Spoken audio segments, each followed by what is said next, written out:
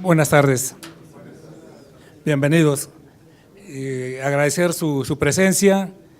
Vamos a empezar con el tema de los principios fundamentales de la norma. Sinceramente es el título que casi nadie ve en la norma, siempre se van al título 5, que es especificaciones, que es la parte del NEC, pero debiéramos de empezar con el título 4, que realmente son las bases para verificar. Son los qué y los qué que debe tener la instalación eléctrica para que ésta sea segura, funcione satisfactoriamente y cumpla el uso previsto. El sector eléctrico empieza con mandato constitucional en el 25, en donde se establece que todo lo que tenga que ver con el desarrollo nacional, que sea integral y sustentable, todo esto compete a la nación y deberá tener un ambiente de competitividad. Y la competitividad se entenderá como el conjunto de condiciones necesarias para generar un mayor crecimiento económico, promoviendo la inversión y la generación de empleo. Por lo tanto, mensaje: la competitividad es responsabilidad del gobierno. La productividad es responsabilidad nuestra. En el 28 de la Constitución se establece que están prohibidos los monopolios. Sin embargo, las funciones que el Estado ejerza en áreas estratégicas no constituirán monopolios, y un área estratégica es la planeación y el control del sistema eléctrico nacional, así como el servicio público de transmisión y distribución de energía eléctrica. Para estos fines, bueno, pues se establecerán los órganos de gobierno. Planeación pues, estaría a cargo de la Secretaría de Energía, el control estaría a cargo del SENACE y el Servicio Público de Transmisión y Distribución de Energía Eléctrica a cargo de la Comisión Federal de Electricidad. Entonces, la Comisión Federal de Electricidad funge como órgano del Estado, pero también funge como empresa productiva del Estado. Entonces tiene las dos funciones. Ya nos vamos a la ley de la industria eléctrica y en el artículo primero, esta ley tiene por objeto regular la planeación y el control del sistema eléctrico nacional, el servicio de distribución de transmisión y distribución de energía eléctrica. Todo esto son actividades que competen a la industria eléctrica.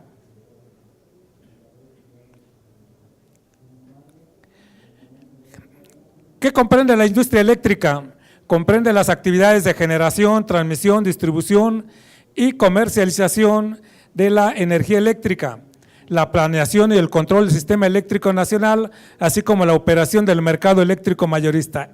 Estas actividades son de interés público.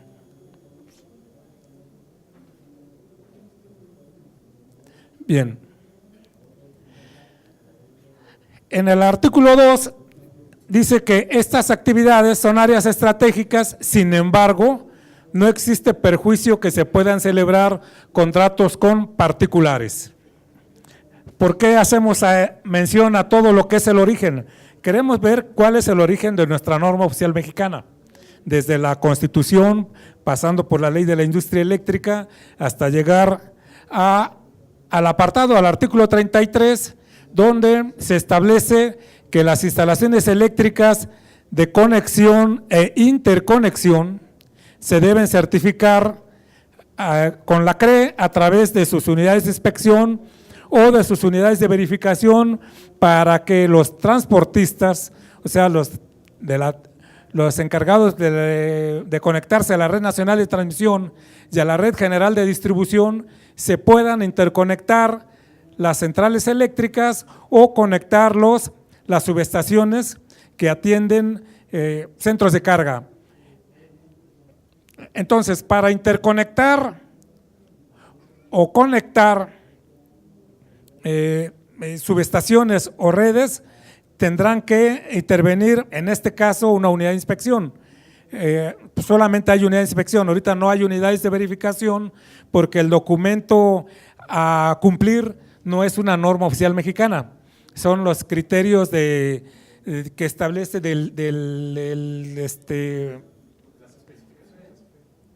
perdón, los criterios del SENACE establecidos ¿en dónde? En el código de red, ¿no? Bien, gracias. Ok, entonces esto es subestaciones de CFE, subestaciones de los suministradores. Estas instalaciones son del equipo de medición, incluyendo equipo de medición, hasta la conexión a la red nacional de transmisión o a la red general de distribución, ¿no? ¿Sí está claro? Los verificadores intervienen después del equipo de medición. El equipo de medición no compete a la verificación, compete a partir del medio de desconexión general. O sea que la verificación empieza con la sección 230-70 de la norma, que establece los requisitos de los medios de desconexión general. Bien, bueno, aquí es la CRE a través de sus unidades de inspección. Bien, ¿la que sigue? En el mismo 33, pero en la fracción quinta, es donde ya interviene la norma oficial mexicana. Dice que es comprobar cuando se trate de conexiones de instalaciones destinadas al uso de energía eléctrica y los que son en alta tensión o los que se instalan en lugares de concentración pública. Hay un listado ahí de lugares de concentración pública. Esas instalaciones eléctricas requieren dictamen de verificación. Todas las instalaciones eléctricas, todas requieren el cumplimiento de la norma para poderse energizar, todas. Solamente estas dos sí requieren dictamen de verificación. O sea, no porque no aparezcan aquí, no significa que no deban cumplir la norma, ¿no? Bien, entonces, una unidad de verificación aprobada debes, bueno, aquí hay una cuestión de que certifique. Comúnmente, bueno, la unidad de verificación no certifica, dictamina, por eso emite dictámenes de verificación. Debe dictaminar que esta instalación eléctrica cumple con las normas oficiales mexicanas y son desde el medio de desconexión general hasta el último contacto. ¿Qué sucede? Actualmente ya hay instalaciones eléctricas que están conectadas, por ejemplo, en 230. Esta está conectada en 230, por lo tanto, estas instalaciones eléctricas del usuario le aplica la norma. Ahí el tema de que no hay requisitos de la norma todavía para algunos aspectos de alta tensión. Por ejemplo, ¿cómo podríamos determinar que un transformador de corriente la selección de un transformador de corriente va a propiciar que los relevadores de protección operen? O sea, no hay un requisito. ¿Cómo lo establecen? ¿Cómo dicen? Por ejemplo, en este caso es una subestación que está en 230 y su corriente nominal es de 75 amperes en 230. ¿Cómo le pueden decir al diseñador que instaló un TC de 100 a 5 o de 100 a 1 y que el TC va a operar correctamente los relevadores? No hay requisito en la norma, ¿sí? O sea, si me pone uno de 100 a 5 o si me pone uno de 1200 a 5, no tengo modo de objetarlo. ¿Por qué? Porque la norma no es un documento técnico.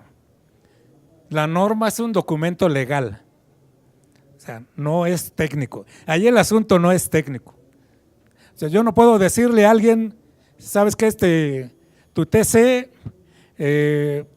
no lo rechazo porque la corriente de cortocircuito es superior a la saturación de tu TC. Y si tu TC se satura, entonces no va a dejar desprotegido el relevador, no va a operar el relevador, no va a ser segura tu instalación eléctrica. No tengo modo. Lo que tendría yo que hablar ahí es de un desempeño de la ingeniería, ¿sí? Bueno, de eso se trata esta plática, ¿no? de empezar a generar criterios en alta tensión para poder verificar este tipo de instalaciones que se están incrementando mucho ahora con la reforma energética. Anteriormente, lo más que podíamos llegar en un suministro de utilizaciones, instalaciones en media tensión, y ahí la norma es suficiente, pero para alta tensión no es muy suficiente. Bien. ¿La que sigue?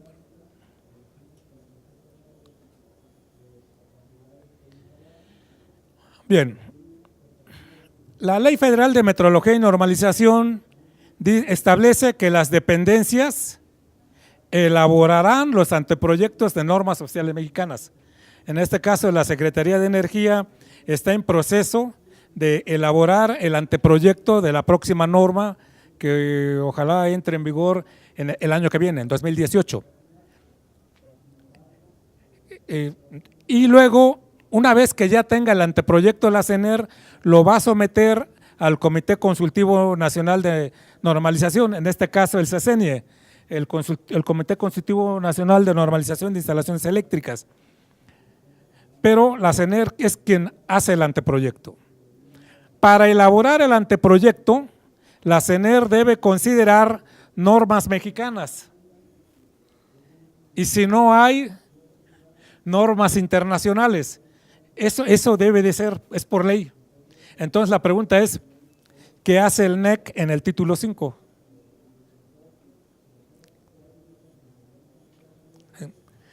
¿Qué hace el NEC en el título 5? Bueno, el NEC está ahí porque dice, y cuando estas últimas no constituyan un medio eficaz o apropiado para cumplir con las finalidades establecidas en el artículo 40 que establece las NOM, la dependencia deberá comunicarlo a la Secretaría de Economía. Por eso es que el NEC está ahí en el título 5.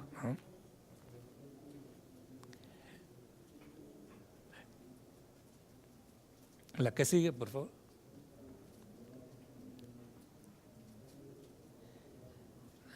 Bien.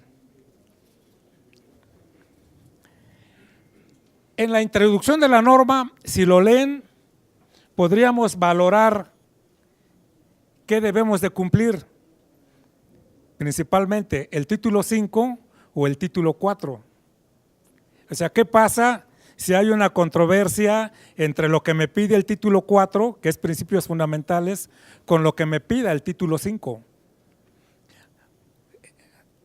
Es un documento legal, o sea, si como verificadores le presentamos una no conformidad al usuario y si el usuario tiene un abogado atrás y nos objeta o nos apela la no conformidad, tendríamos que valorar qué es lo que tenemos, qué es lo más importante. Y en la introducción dice, el título 5, especificaciones, contiene los requisitos técnicos cuya observancia tienen por objeto asegurar la conformidad de las instalaciones eléctricas a los principios fundamentales del título 4. O sea, en este caso el título 5 es herramienta, el título 4 es el fin. ¿Sí? Entonces, para empezar a verificar, yo tendría que ver qué me establece primero el título 4. Me establece los qués. Y el título 5 me establece los cómo y los cuántos. Si ustedes ven el 426 de la norma para conductores, contempla requisitos que no están en el título 5. Por ejemplo, contempla que los conductores deben calcularse por cortocircuito. Díganme en qué parte del título 5 se establece el criterio para seleccionar los conductores por cortocircuito. Solamente en el tema de derivaciones. ¿Mande? Solamente en la parte de derivaciones. ¿Sí? Solamente en la parte de derivaciones, como dice el ingeniero, que establece en la tabla 240-92, inciso B, pero solamente es para derivaciones. O sea, legalmente no podría yo levantar una no conformidad a un calibre 10 AWG que está conectado a un transformador de 500 kVA porque me lo objetan y me dicen no es una derivación, no me aplica.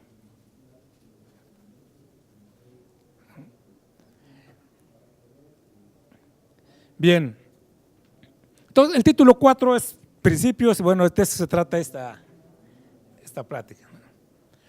Bien.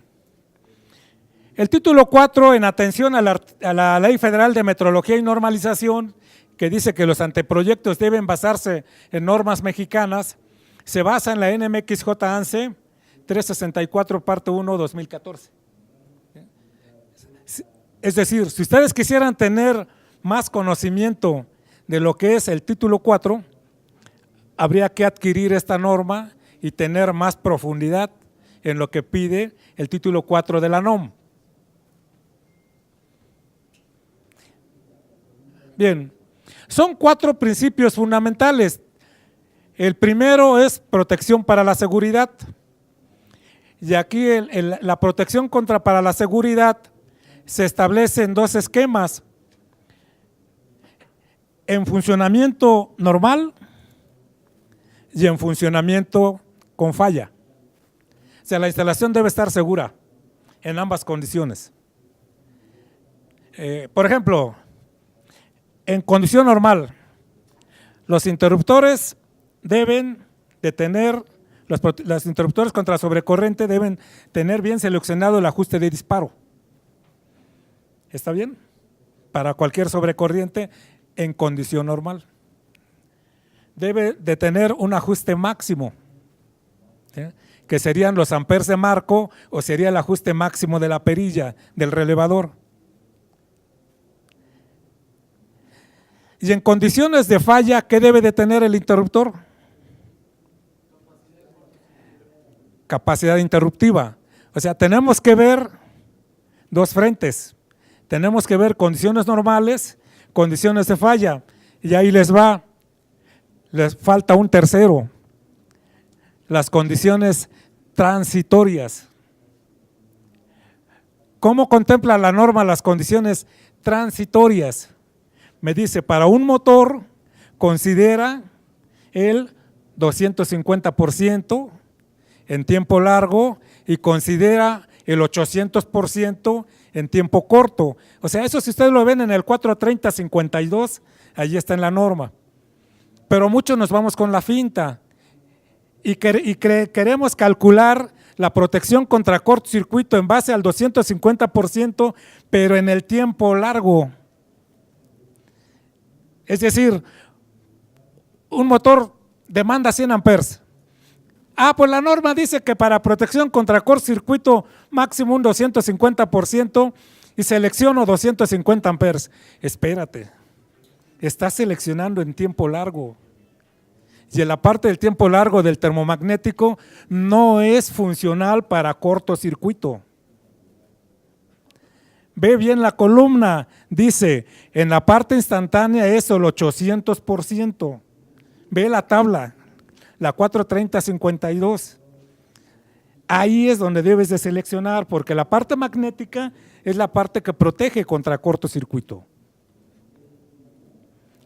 Entonces, condiciones transitorias son los 250%, los 800%, los 125%, los 135% para capacitores. O sea, vamos, debo seleccionar mi equipo: condiciones normales de operación, condiciones transitorias y condiciones de falla.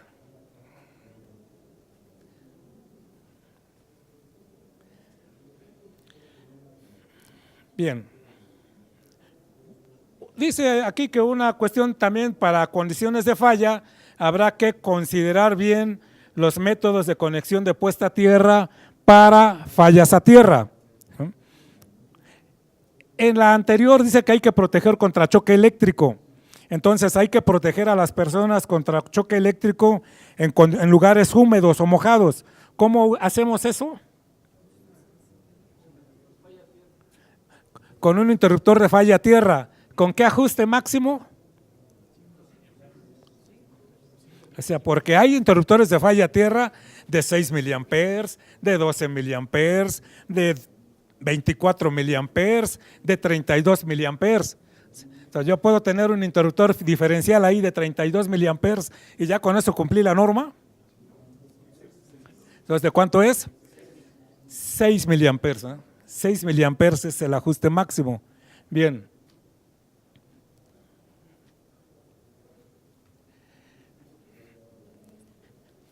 muchos dicen, la norma no es un manual de diseño. Así lo establece, no es un manual de diseño. La norma sí es un manual de diseño. ¿Quién dice que no? Tan es un manual de diseño que hay un 4.2 de la norma, en principios fundamentales, que dice diseño. O sea, dice que la norma no es un manual de diseño para personas no calificadas en el título 5. Y en el título 4 me dice, sí es de diseño, tengo un apartado completo de diseño. Bueno, entonces ¿a quién le hago caso? ¿Al título 4 o al título 5? Se contradicen, no se pusieron de acuerdo los abogados y los ingenieros al elaborar la norma o cuál es el tema, ¿no? Bueno, el tema es que la norma no es un manual de diseño, pero para personas no calificadas, no calificadas, ¿eh? Así lo dice el título 5. Pero para nosotros que somos calificados todos aquí, venga. O si no, díganme, ¿quién selecciona conductores por desempeño de ingeniería? ¿Quién? Todos se van a la norma. Bien, bueno, ahí les va la filosofía principal de la norma, lo importante, lo que valen las 1000 hojas de la norma. ¿Sí? La norma debe de ser, en el diseño la norma debe de ser segura. Segura, ya dijimos, en condiciones normales, en condiciones transitorias y en condiciones de falla.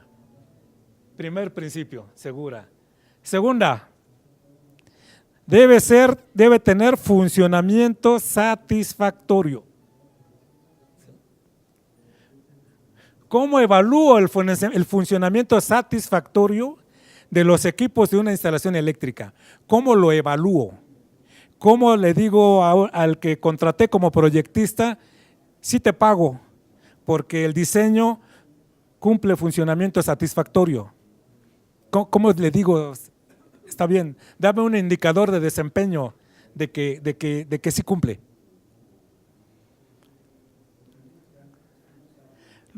Los valores de tensión de los equipos deben de estar dentro de su rango admisible.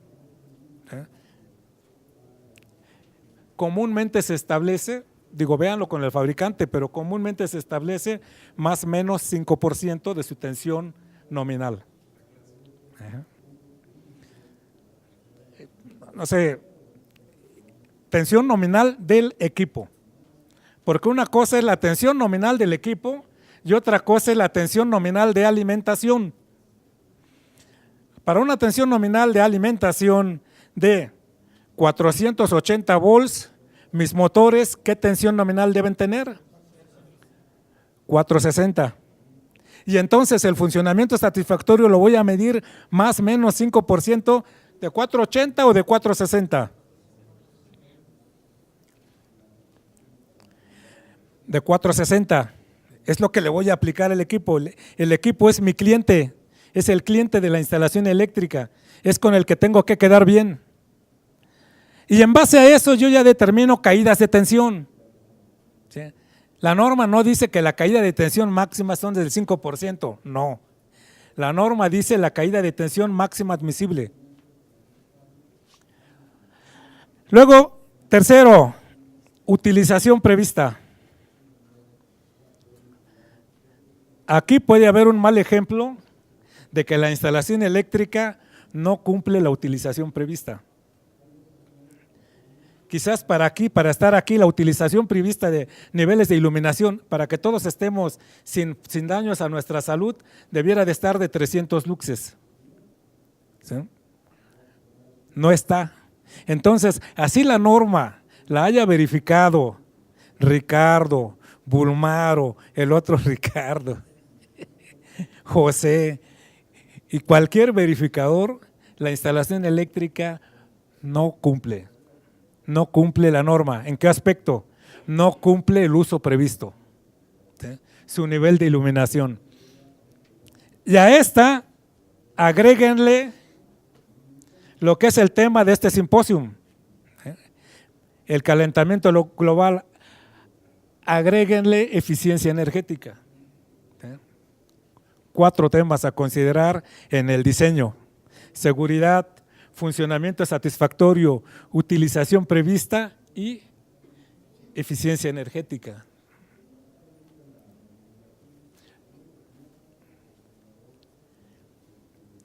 Bien,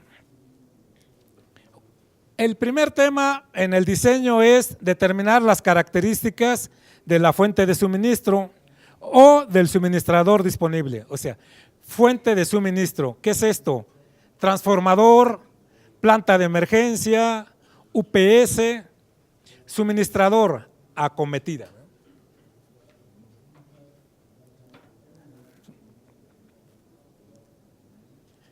Fuente de suministro. No es lo mismo conectar un motor de 3 caballos de potencia a un transformador de 75 kVA que a un transformador de 500 kVA, ¿verdad? No es lo mismo. Ambas fuentes de suministro, aunque tengan la misma tensión, tienen algo distinto que se llama corriente de cortocircuito. En el de 500 kVA voy a tener una corriente de cortocircuito muy alta, más alta que en el de 75, entonces a eso se refiere.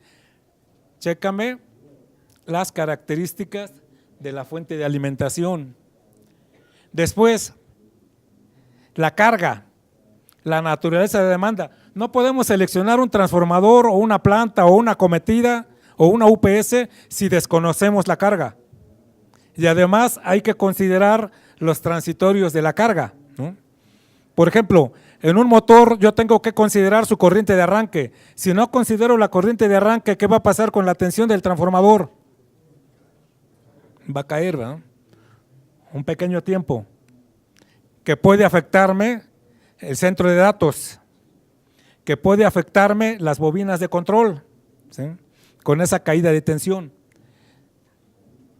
Debo de considerar si tengo sistemas de emergencia o de reserva. Es algo curioso, porque casi nadie lo cumple. Pero, por ejemplo, el 700-27 de la norma, si quieren anótenlo, el 700-27 de la norma me pide coordinación de protecciones del sistema de emergencia con el sistema normal. ¿Sí? A donde haya una planta de emergencia, donde yo diga que esta es una planta de emergencia, yo como verificador tengo que exigir la coordinación de protecciones. ¿Sí? Porque así lo ordena el 700-27. ¿Cómo creen que luego cierran la no conformidad? Dicen, es que no es una planta de emergencia. No hay ley que aquí me diga que aquí yo debo de tener una planta de emergencia. Entonces es un sistema de reserva. ¿Sí? Ya, no tengo coordinación de protección. Bueno, para que vean que hay que leer el título 4, ¿eh? La que sigue, por favor. Bien.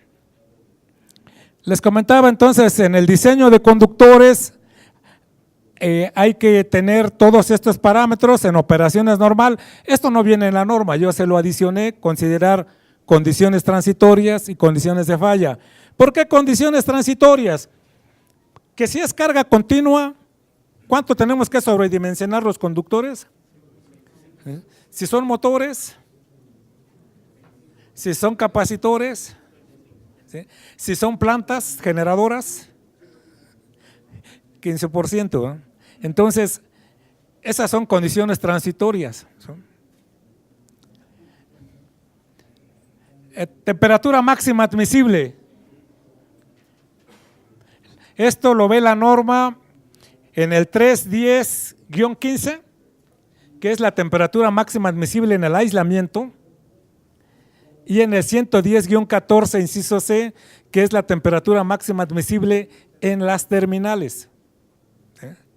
Es que luego se molestan, sinceramente luego se molestan porque tienen los cables en la charola y les digo, pues no cumples, ¿Por qué no cumples? Porque tu ampacidad la sacaste a 90 grados en la tabla 310-15B20. Claro, pues están en charola, en configuración triángulo, sí, está bien, pero tienes que validarlas en la 310-15B16, de acuerdo a la temperatura de las terminales, ¿no? Entonces, ¿qué sirve que tenga yo conductores en charolas si voy a ir a una tabla de que maneja tubos? No, le digo, maneja tubos, pero no maneja factores de temperatura ni factores de agrupamiento. Los valores son directos. Bueno, entonces eso de temperatura máxima admisible hay que verlo en el aislamiento y en la zapata o en la terminal. Y aquí no dice 5% de caída de tensión, nada. Aquí dice caída de tensión admisible. Y aquí pide que lo valide por falla tierra o cortocircuito. Entonces le digo, aquí el título 5 se quedó corto, ¿sí? No me da herramientas para verificar esta parte. Luego, el valor máximo de la impedancia, pues menos. Aquí no me da herramientas el título 5. ¿A qué se refiere esto? Esto se refiere a la longitud del conductor. Por ejemplo, hay longitudes de 120 metros, de 150 metros, en donde el valor de cortocircuito al inicio del conductor y al final disminuyen considerablemente. ¿Y qué pasa con esto? Que los tiempos de disparo de las protecciones ya no son los mismos. Entonces, en caso de estar sujeto a una falla a tierra, tocando el gabinete, ya el tiempo de la persona es más expuesto, tiene mayor tiempo. Entonces, ahí lo que se va a buscar es que o limitan la longitud de los conductores o ponen protecciones al principio y al final del alimentador.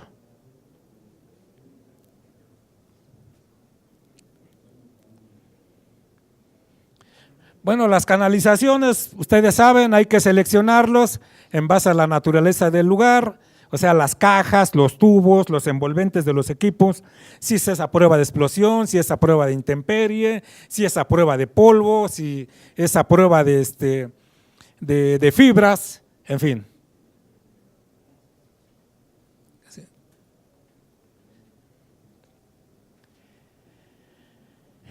Los dispositivos de protección, bueno, pues va a haber dispositivos de protección contra sobrecorrientes y contra sobretensiones. La gestión de la ingeniería eléctrica solamente se basa en dos parámetros, o sea, no nos vamos a hacer pelotas. En cómo gestionamos la corriente, ¿a través de qué? A través de los conductores. ¿Y cómo gestionamos la tensión? ¿A través de quién? Del aislamiento, ¿verdad? Eso es, dicen que la ingeniería eléctrica es ley de Ohm más cerebro, ¿verdad? Entonces hay que tener los dos componentes. ¿Qué sigue?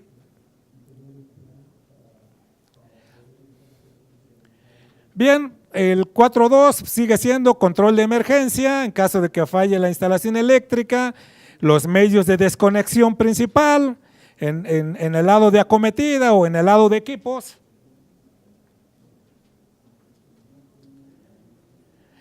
Hay que contemplar las influencias perjudiciales mutuas entre instalaciones. Hay veces que me dicen, por ejemplo, oye, dime, ¿cuál es la distancia máxima entre que debe de haber en un tubo eléctrico, con un tubo que conduce agua, con un tubo que conduce señal de telecomunicaciones, con un tubo de gas? O sea, dime las distancias de separación entre esos tubos.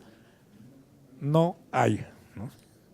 No hay distancias en el título 5, entonces habría que ver aquí cómo vamos a resolver esto en la nueva revisión de la norma. Bueno, los equipos eléctricos deben de ser accesibles, interruptores, tableros, motores, todos esos equipos.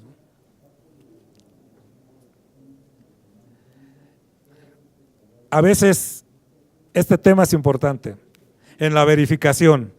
Para instalaciones eléctricas menores a 100 kilowatts. ¿Qué le pedimos a los verificadores? Mínimo.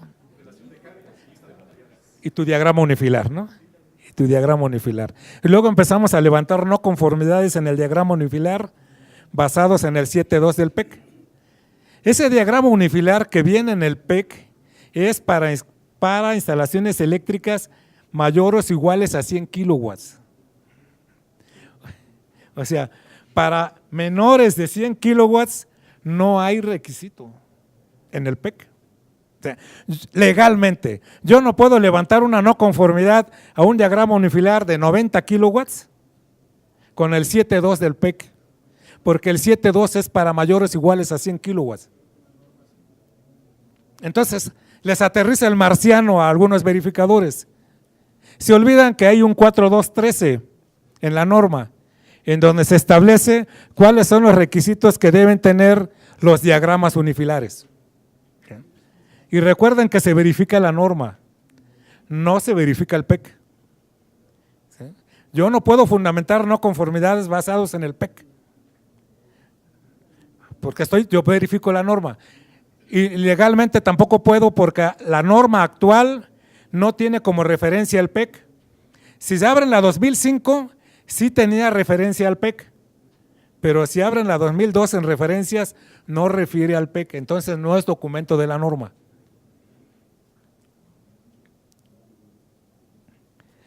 El equipo eléctrico, bueno, pues todo lo que es el equipo eléctrico tiene que cumplir lo que es el funcionamiento satisfactorio y además debe de estar aprobado.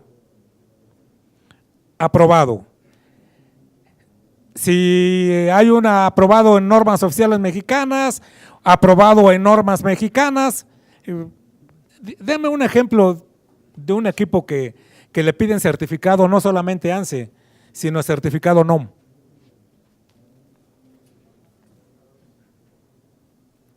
O sea, que ustedes van allá o que están diseñando, lo especifican o que lo instalan.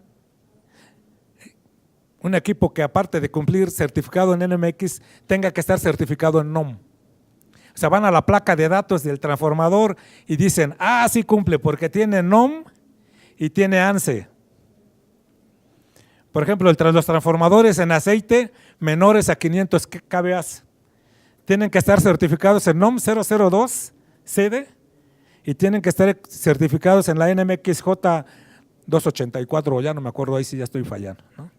Pero tienen que tener las dos certificaciones, ¿no? Que no hay normas, bueno, entonces una especificación internacional. Que no hay especificación internacional, entonces dame la garantía del fabricante, pero alguien se tiene que hacer responsable de ese equipo. ¿Sí? Alguien, al rato explota, ¿sí? Y a ver que venga el verificador porque entregó el dictamen. ¿Qué sigue? Muy bien, bueno, pues ya dijimos que la selección del equipo eléctrico tiene que ver con tensión, corriente, frecuencia, todas sus especificaciones y características, y tendríamos que verlo en su placa de datos. Digo, estos son básicos, pero acuérdense que también un equipo, para que sea seguro, debe tener bien su nivel básico de aislamiento. No es, y ese es un requisito que la norma no establece tampoco. Pero si un equipo no tiene su nivel básico de aislamiento correcto a las condiciones a las cuales va a operar, puede ser un riesgo para su aislamiento. Bien. Muy bien, bueno, pues la selección del equipo eléctrico debe basarse en sus condiciones de instalación. No voy a instalar un equipo de uso intemperie a prueba de explosión, ¿verdad? O sea, tengo que saber para qué condiciones se fue seleccionado. La norma tiene principios y tiene condiciones. Los principios son los mandatorios, las condiciones son las excepciones, son las notas. Entonces, todo eso hay que verlo como un conjunto. ¿Qué sigue?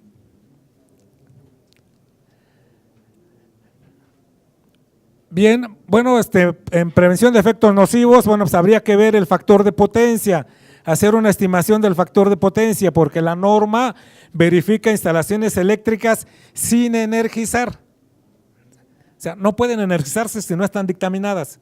y el factor de potencia ya es una consecuencia al energizarlo, pero hay que tener una idea, igualmente con el desbalanceo de las fases, igualmente con las armónicas, ¿no? En el título 4 de la norma se establece que las instalaciones eléctricas deben verificarse, deben construirse con personas calificadas y debe de haber pruebas iniciales antes de ponerlas en funcionamiento. O sea, se tiene que documentar eso. Que le voy a hacer la prueba de BLF al cable de media tensión, lo tengo que documentar. Porque van a salir, es que no viene en el PEC, no viene, ¿no?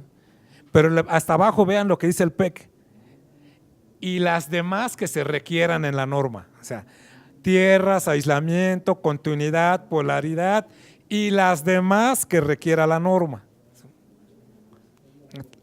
¿La que sí?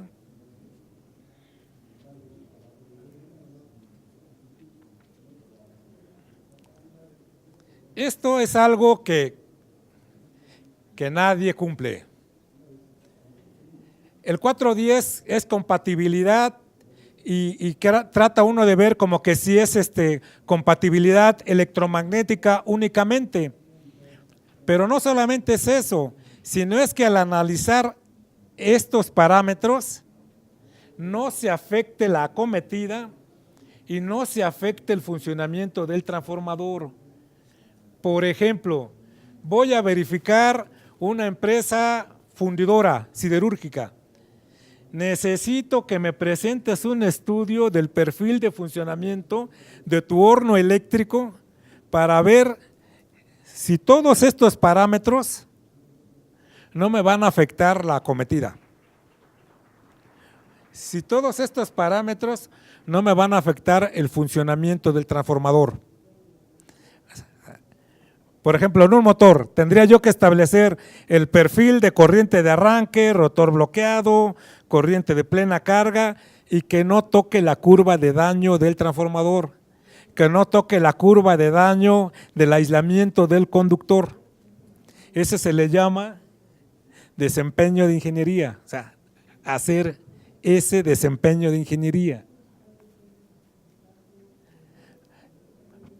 Lo siento, pero la norma oficial mexicana, la norma también son el resultado de la gestión de la ingeniería, no son recetas de cocina. Bien, eso de compatibilidad se tomó de este apartado, de la NMXJ 364 parte 1, y si lo ven, sustancialmente no dice lo mismo. ¿Sí? Dice que tengamos que hacer todo el análisis del funcionamiento de los equipos porque probablemente se deteriora el suministro, o sea, las acometidas, y eso no dice el título 4. Bueno, esperemos que ahora lo diga en la siguiente revisión de la norma. Continuamos. Y hay otro apartado para compatibilidad electromagnética y aquí juntaron los dos y por eso se presta confusión. ¿La que sigue? Bien, todo lo anterior es baja tensión. ¿Sí?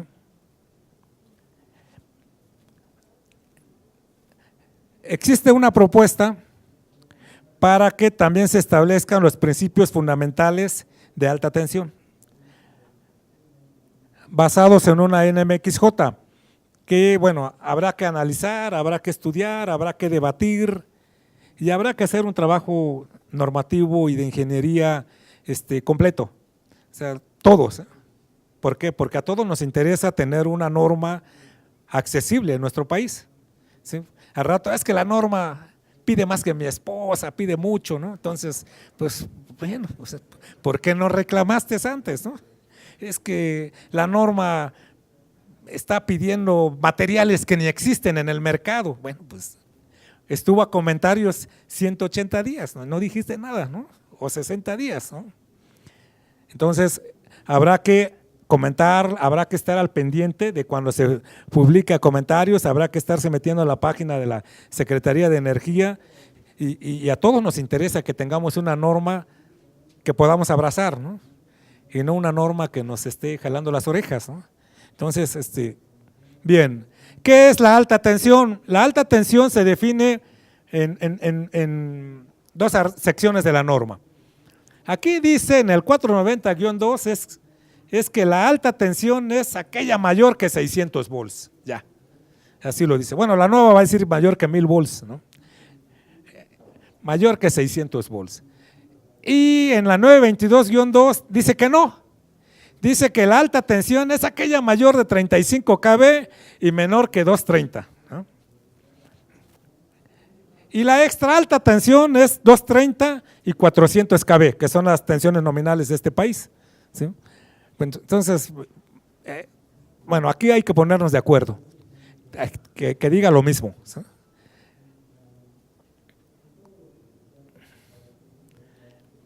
Todas estas son las secciones de la norma que hablan de instalaciones mayores de 600 volts. Para diseños de alta tensión habrá que revisarlas y consultarlas para poder diseñar en mayor a 600 volts o alta tensión. Es para acometidas de más de 600 volts, por ejemplo, a partir de 13.200 o 13.800 volts, habrá que cumplir esto que pide la norma, las protecciones sobre corrientes de alta tensión, la puesta a tierra de más de 1000 volts, aquí ya tiene 1000 volts, no tiene 600 volts, bueno, esto hay que ponernos de acuerdo. Los apartarrayos en el 280 para más de 1000 volts y los supresores de sobretensión transitorias para mayores de 1000 volts, conductores de sistemas diferentes, entonces todos estos son para alta tensión. Y 310-60 llega nada más hasta 35.000 volts, por eso les digo que aquí el marciano nos aterriza. Por ejemplo, el aeropuerto de la ciudad, el nuevo aeropuerto de México, el nuevo aeropuerto internacional de México. Ya no es nuevo aeropuerto de la Ciudad de México, no, ahora es nuevo aeropuerto internacional de México. Se va a alimentar con 2 alimentadores en 230, aislados, ¿sí? Aislados. Yo nomás quiero ver el verificador, cómo va a determinar que ese alimentador es seguro, satisfactorio y cumple el uso previsto y además es eficiente en energía eléctrica. Yo quiero ver cómo lo va a hacer. Porque en primer lugar, las tablas de amperabilidad de la norma para conductores solamente llegan hasta 35.000 volts.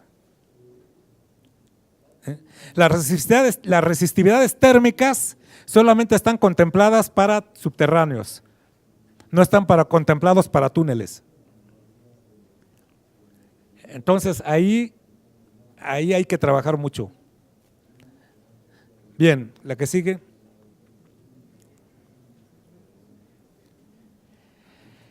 Aquí cajas de paso y de empalme para más de 600 volts, 314 parte D. Comúnmente nos vamos al 923 cuando queremos registros para media tensión. Esos son los subterráneos. Pero vayan a los centros comerciales, o aquí casi estoy seguro, hay alimentadores en media tensión que llegan a cajas y se derivan. Esas cajas se evalúan con el 314 parte D. Que quiero instalar cables de media tensión en charolas, bueno, vete al 392-18, vete al 392-20, en fin. Capacitores de más de 600 volts, 460 parte B. El artículo 490, equipos de más de 600 volts, pero estos equipos son interruptores, cuchillas, fusibles, no más. ¿Qué sigue?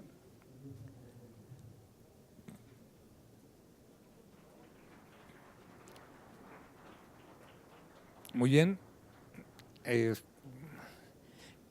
La que sigue. Bien. Esta es la NMXJ 675 parte 1 de ANSE y son las instalaciones eléctricas de potencia con tensiones superiores a 1 kV de corriente alterna.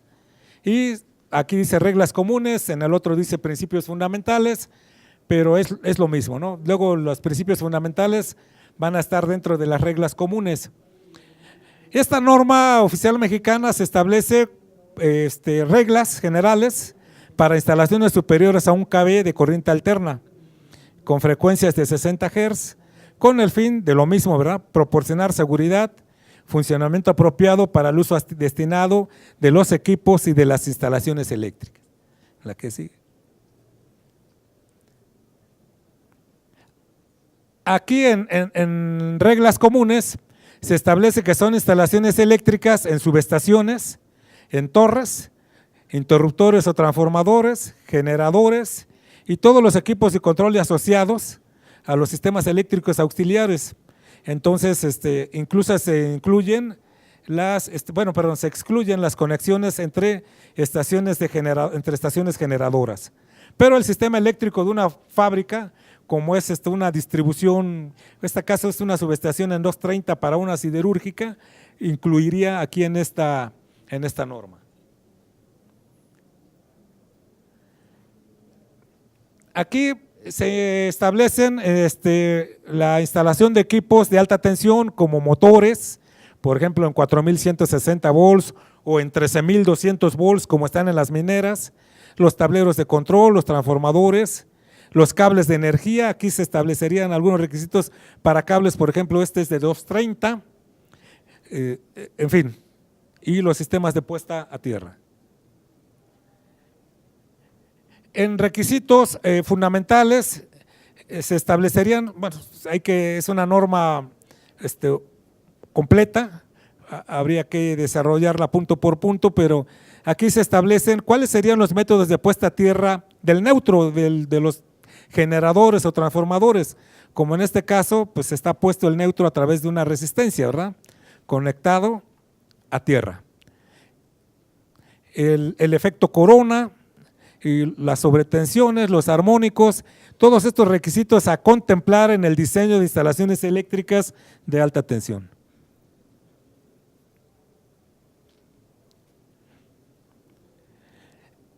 Aquí en requisitos mecánicos, por ejemplo, esta norma trae todas las disposiciones a contemplar en el caso de sismos para el diseño de instalaciones eléctricas, ¿no?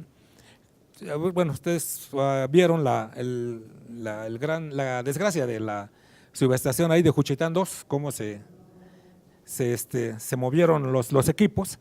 Entonces, habría que ver esta norma para el diseño, condiciones climáticas y ambientales también, y por supuesto la actividad biológica, es decir, pues los pájaros les gusta agarrar de nidos las trampas lineales, ¿verdad? Les gusta agarrar de nidos ahí los equipos, entonces también trae previsiones para este tipo de situaciones. Anteriormente la Secretaría de Desarrollo Urbano y Ecología tenía las normas 114, 113 y 114. La 113 era para subestaciones y la 114 era para líneas de transmisión, para en el diseño de estas subestaciones y en el diseño de las líneas de transmisión proteger el medio ambiente, pero esas normas desaparecieron. No sé por qué, pero desaparecieron.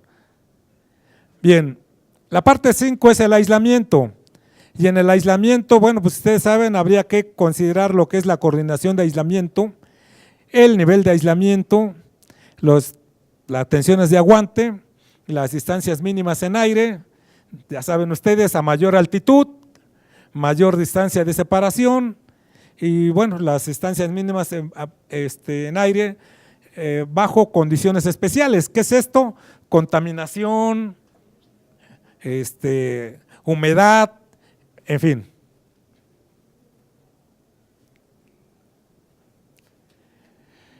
Todos los requisitos que deberían cumplir los equipos, los que le comentaba, transformadores e instrumentos, ¿no? Los que son los transformadores de corriente, para medición y para protección, apartarrayos, en función de la clase de aislamiento de los equipos, ¿no?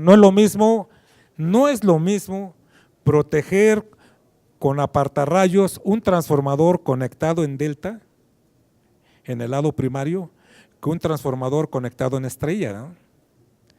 Mientras que el nivel, en la clase de aislamiento para un transformador en estrella está basado en fase-fase, mientras que en un transformador conectado en estrella la clase de aislamiento está basado en fase-tierra, ¿no?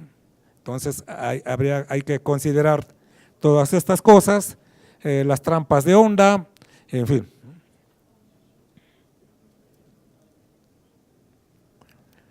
Bueno, las condiciones de los aisladores, los cables aislados, en fin. Las medidas de seguridad, los sistemas de protección, control y auxiliares, los sistemas de puesta a tierra, la inspección y prueba y el manual, y siempre en cada subestación esta norma pide un manual de operación y mantenimiento, que dejemos la carpeta ahí en la subestación, ¿no? Todo esto no viene en la norma actualmente, ¿no?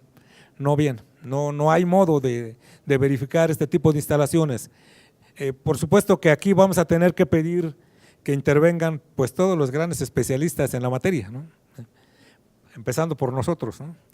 Entonces, por supuesto que hay que pedirle apoyo a CFE para las cuestiones de toda la experiencia que tienen en transmisión y subestaciones y en distribución, ¿verdad?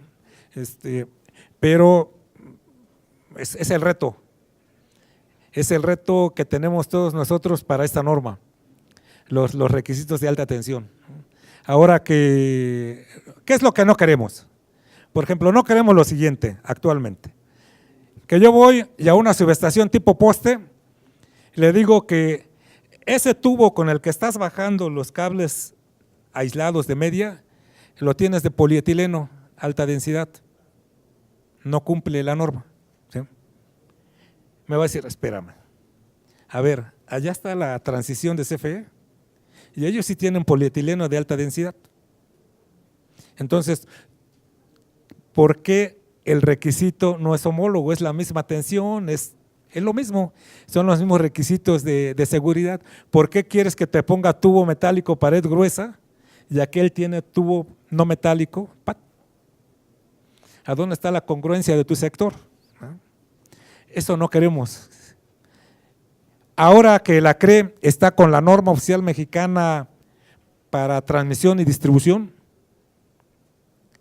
queremos que esta norma sea congruente con aquella y no que la CRE establezca requisitos para transmisión y distribución distintos a los que pueda pedir esta norma, porque entonces no hay congruencia entre nosotros, no hay modo de establecer una uniformidad de la ingeniería eléctrica. Bien, la que sigue. Esta norma tiene apéndices.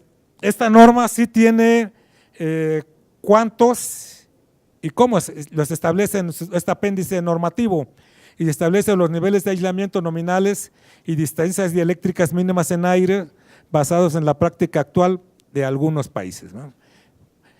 El apéndice B es informativo, no es obligatorio, que son los límites típicos de la tensión de toque.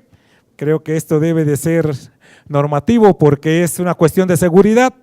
Y el apéndice C, que es normativo, que establece un diagrama de flujo para el diseño del sistema de puesta a tierra en alta tensión, ¿no? Entonces, habrá que trabajar. ¿Qué sigue? Bien, es lo que quería mostrarles, sobre todo despertar la inquietud de que tenemos que trabajar con los requisitos de alta tensión en la norma. No tenemos requisitos para 115, no tenemos requisitos para 230. Estas subestaciones están creciendo mucho actualmente. Ahora con la generación, muchas veces la central generadora va a estar en un sitio y a lo mejor la interconexión de esa central generadora pues va a estar a 8 kilómetros, va a estar a 2 kilómetros. Bueno, la medición va a estar allá y todo lo que es de la medición hacia acá nos compete en la NOM 001 y no hay modo, ¿no? No digo que no hay capacidad porque todos somos ingenieros y lo podemos resolver como el desempeño de la ingeniería, ¿sí?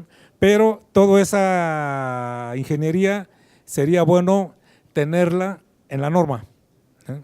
en nuestra norma, toda nuestra experiencia. Bueno, si no hay preguntas, pues les doy las gracias y creo que no hay preguntas. No hay preguntas.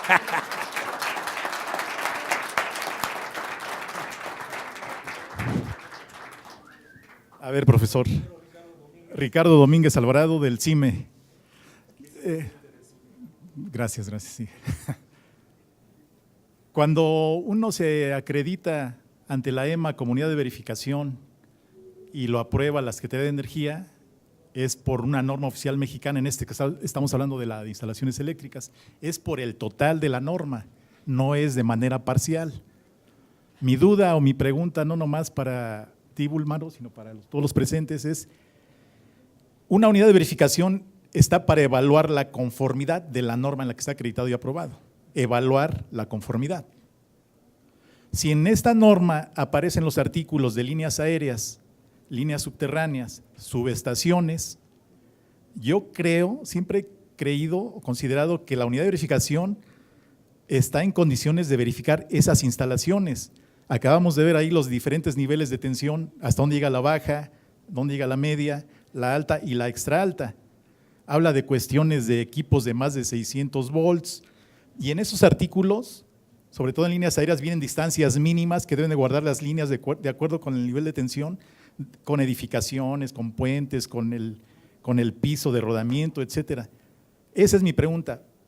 ¿Puede o no una unidad de verificación acreditada y aprobada en la NOM verificar ese tipo de instalaciones de mediana, alta y extra alta tensión?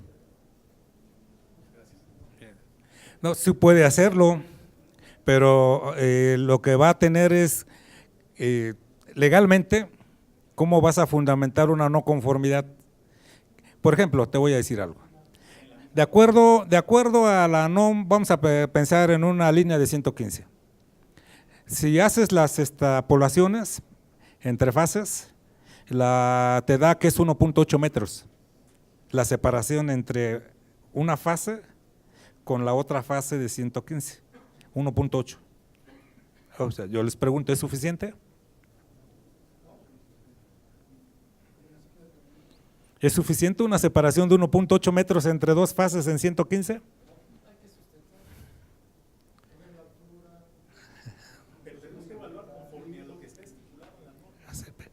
Así es, bueno, así está estipulado en la norma. 1.8, o sea, te dice tantos centímetros adicionales por KB después de 35 y te da 1.8. O sea,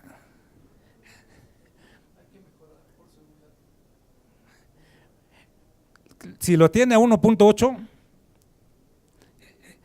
lo tienes que aceptar, la norma lo dice. O sea, legalmente lo dice.